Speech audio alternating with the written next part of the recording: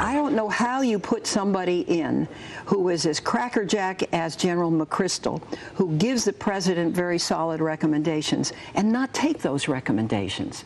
If you're not going to pull out, if you don't want to take the recommendations, then you put your people in such jeopardy.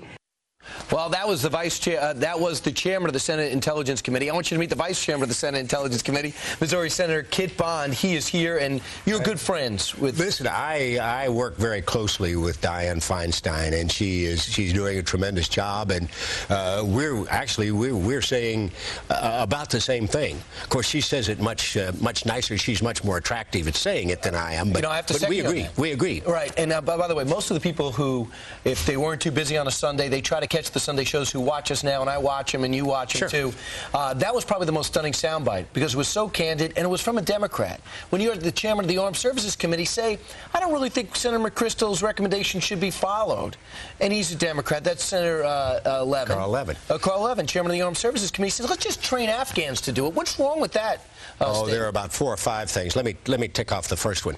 It takes a long time to train people, and the goal of the intermediate goal of getting 134,000 Afghans had to be moved up on a really expedited schedule to get them trained by the fall of 2010. To get they need 400,000, and it's going to take 3 or 4 years.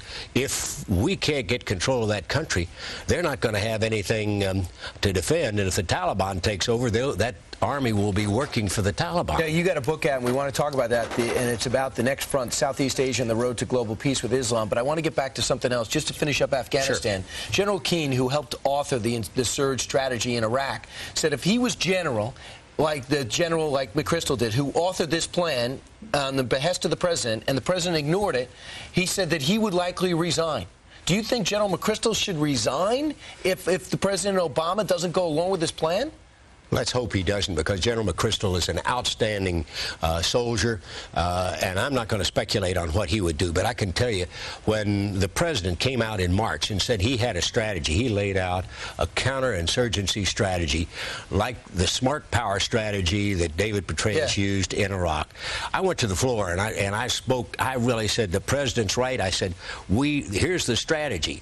He appointed McChrystal to develop the plan, and now he says he wants to change the strategy. Why should we, and real quick, why should we care about Southeast Asia? We're so focused on the Middle East. That's one of the problems. When I told somebody I'd written a book on Southeast Asia, he said, "Oh, China?" I said, "No. Indonesia, Thailand, Malaysia, the Philippines, Singapore." There are more Muslims in Southeast Asia than in the Middle East, and some of the most deadly terrorist organizations are there. So somebody else to keep an eye on, and you found that out when you were governor, trying to get some business going over there, and you said, wow, we got to look out. Senator Kit Bond staying ahead of the curve. Always great to see you, sir. Good.